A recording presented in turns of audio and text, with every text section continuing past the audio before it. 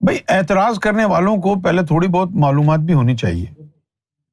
چلو ہم نے فرض کیا کہ لا الہ الا اللہ محمد رسول اللہ کلمہ ہے، اور ہم نے آگے لگا دیا علی ولی اللہ.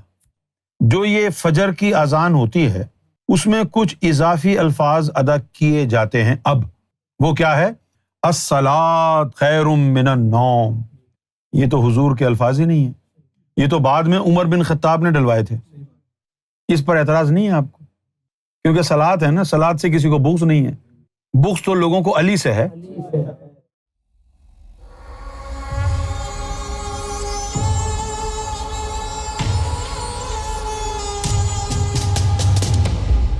یہی ہے کلمہ لا الہ الا اللہ، صرف یہی کلمہ ہے لا الہ الا اللہ.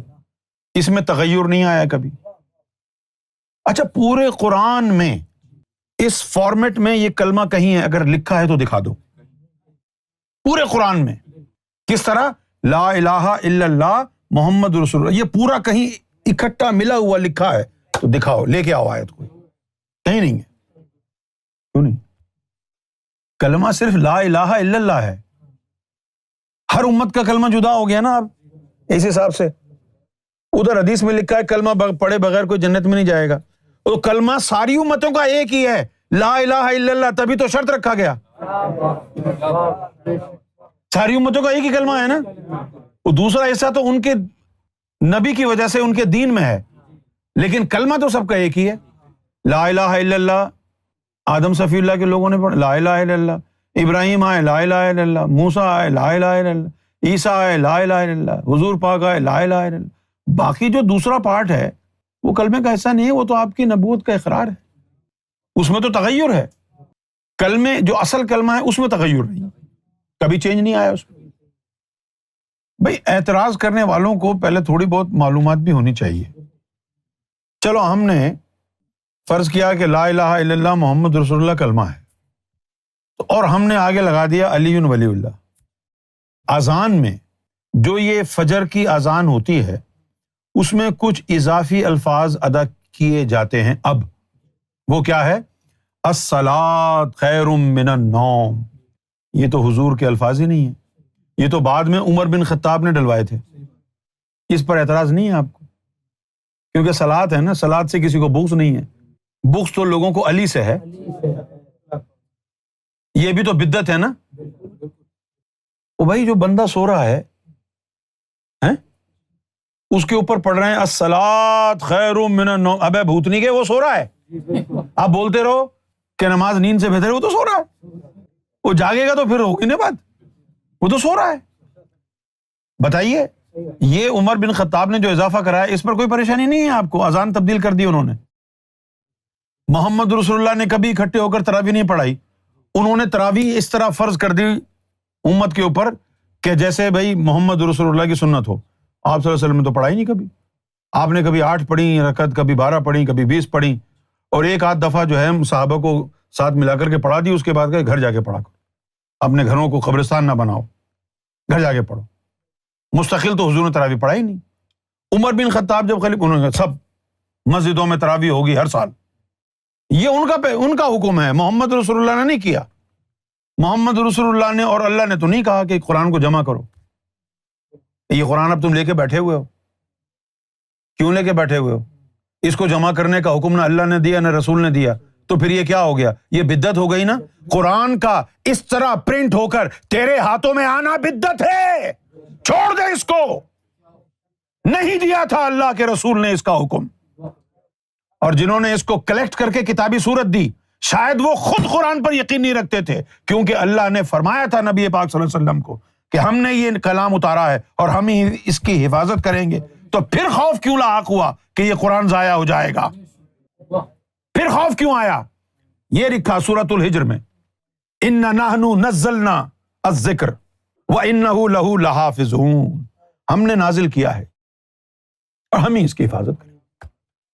جب قرآن میں لکھا ہے کہ ہم نے نازل کیا، ہم اس کی حفاظت کریں گے، تو پھر آپ کو کس بات کا خوف تھا کہ بھئی یہ جنگ بدر میں یہ پتہ نہیں کون سی جنگ میں اتنے بندے شہید ہو گئے ہیں جو حافظ قرآن تھے، اب اگر یہ بھی 2-4 بچے ہیں یہ بھی شہید ہو گئے تو لو جی چھٹی ہو جائے گی، قرآن ضائع. اس کا مطلب ہے جو اللہ نے کہا کہ ہم حفاظت کریں گے اس پر ایمان نہیں تھا. کس کا نہیں تھا؟ عمر بن خطاب کا ایمان نہیں ہوگا، کیونکہ اسی نے کہا تھا بھائی ضائع ہو جائے گا، جمع کراؤ. تو قرآن مجید کی تو بات کو فراموش کر دیا انہوں نے. آپ ڈنکے بجاتے رہو ان کے. خوب.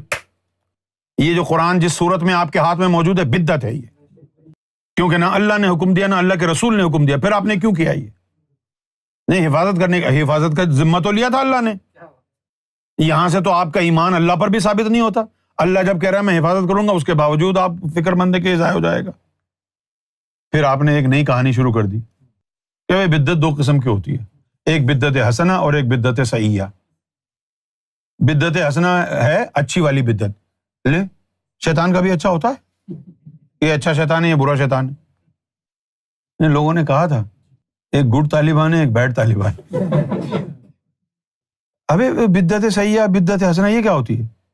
اپنے آپ کو بچانے کے لیے جو مرضی کر لو، مولویوں والا کام کیا تم نے. جس سے دین میں فائدہ ہو وہ بدعت حسنہ ہے. اللہ اکبر. تو ہم سب دین کا فائدہ چاہتے ہیں، اپنے اپنے طریقے ایجاد کر لیتے ہیں. کیوں بھائی؟ بدعت صحیح ہے جس سے دین کو نقصان ہو. ابے یہ تو وہ قوم ہے کہ آج تک ان بیچاروں کو سمجھ میں نہیں آیا لاؤڈ اسپیکر میں اذان دینا جائز ہے ناجائز ہے. حالانکہ وہیں پر اس کا حل ہے. پوچھو کہاں؟ مٹکے میں اذان کیوں دیتے تھے؟ مٹکے میں اذان کیوں دیتے تھے؟ آپ کا جواب کیا ہوگا؟ تاکہ آواز زیادہ پھیلے نہ. آواز کو سکیڑنے کے لیے مٹکے میں اذان دینا جائز تھی. آواز کو پھیلانا کب سے بدعت ہوگا؟ سکیڑنا غلط نہیں ہے تو پھیلانا غلط کیسے ہے؟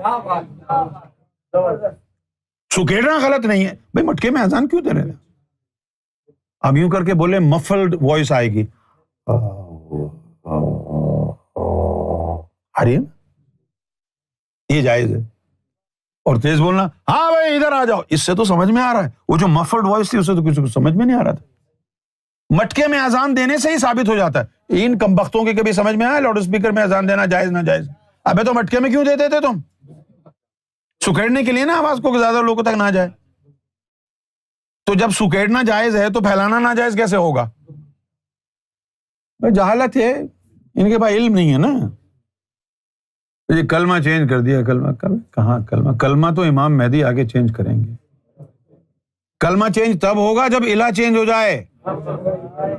نبی تو چینج ہوتے رہتے ہیں، 1,24,000 آئے ہیں، ہے نا بھائی؟ نبی تو 1,24,000 آئے ہیں، انہوں نے تو چینج ہونا ہی ہے. جو نبی آئے گا اپنا کلمہ لے، اپنا نام لگائے گا. کلمہ تب چینج ہوگا جب الہ چینج ہو جائے. کس کو سمجھائیں گے؟ ادھر وہ بریلوی ہے، اذان سے پہلے درود، اذان کے بعد درود. وہ کہتے ہیں دیکھو جی انہوں نے اذان میں اضافہ کر دیا. ابھی بھائی ان کو بھی آدھے گھنٹے پہلے پڑھ لو. نہیں، الصلاۃ والسلام علیک یا رسول اللہ، اس کے فوراً بعد اذان. یہ ان کے چھوٹی چھوٹی باتیں جن پر گفتگو کرنا بھی ایمان کے لیے نقصان دہ ہے. چھوٹی چھوٹی باتوں کے اوپر انہوں نے بڑے بڑے جو ہے نا اپنے انانیت کے بت کھڑے کر رکھے ہیں کہ نہیں جی الصلاۃ والسلام علیک یا رسول اللہ تو ہمارا جو ہے نشان ہے، ہم سنیوں کا، ہم عاشقان مصطفیٰ ہیں. وہ سارے دن جو ہے نا گانٹ اوندھی کر کے سوتے رہتے، اس وقت تمہیں عشق مصطفیٰ یاد نہیں آتا. صرف اذان کے وقت ہی پڑھنی ہے درود، دکھاوا کرنے کے لیے. اب بعد میں پڑھ لو، پہلے پڑھ لو. ضد ہے نا بھائی. شیعہ مولا علی کا کہہ رہے ہیں ہم اپنی ٹانگ اور اونچی رکھتے ہیں، ہم حضور پاک کا نام لگائیں گے. وہ پہلے ہی لگا ہوا ہے اذان میں، اشہد ان محمدً عبدہ، لگا ہوا ہے نا، اشہد ان محمد رسول اللہ، اشہد ان محمد. اب اس دور میں مولا علی کی ولایت کا اذان میں ذکر جو ہے اگر نہیں ہوا تو اس کی وجہ یہ تھی کہ شروع میں ہی اذان ایجاد ہو گئی تھی. ابھی مولا علی کی ولایت کا ذکر نہیں ہوا تھا جو وہ اذان کا حصہ بنتا. یہ باتیں سمجھنے کی ہیں. اگر سب کچھ ہونے کے بعد پھر اذان بنائی جاتی تو ہو سکتا ہے اس کے اندر یہ ڈال دیتے اشہد ان علی ولی اللہ، لیکن یہ اذان تو بالکل شروع میں ہی آ گئی تھی. لیکن بھائی بات پتہ ہے کیا ہے ندیم؟ جس کے دل میں ہے نا بغض مولا علی کے لیے، اس کو پریشانیاں ہیں. ورنہ ابھی میں نے بتایا، آپ تحقیق کر کے دیکھ لیں، اذان کے اندر جو فجر کی اذان ہوتی ہے اس کے اندر یہ لفظ کا جو اضافہ ہے نا الصلاۃ خیر من النوم، یہ حضور پاک کے الفاظ نہیں ہیں، یہ عمر بن خطاب نے اپنے زمانہ خلافت میں یہ اضافہ کروایا تھا۔ ان کو یہ لگا کہ یہ لوگ سو رہے ہیں تو بھائی پاس بلا کر کے بتا دو بھائی نماز جو ہے نیند سے بہتر ہے، روزانہ انجیکشن لگائیں گے ان کے، روزانہ اذان کے اندر الصلاۃ خیر من النوم بولتے رہو، وہ تو سو رہا ہے، جو سو رہا ہے اس کو کیا فرق پڑتا ہے آپ اذان میں کیا بول رہے ہیں۔ نازو چھوٹی سی تھی تو اس کو جو ہے میں 2-2.5 سال کی تھی، تو اس کو جو ہے دبئی لے گئے، حاجی صاحب کے گھر ٹھہرے ہوئے تھے۔ اب وہ صبح کی فجر کی اذان ان کی مسجد برابر میں ہی سامنے تھی، وہ یہ ڈر گئی اور اس کو پوچھا ہمیں کیا ہوا؟ کہتے وہ بہو بلہ آ گیا۔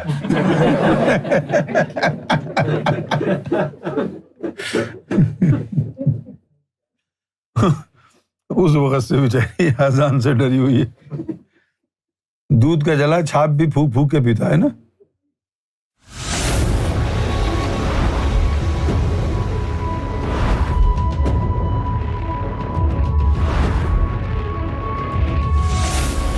Amra TV, the place to connect with God.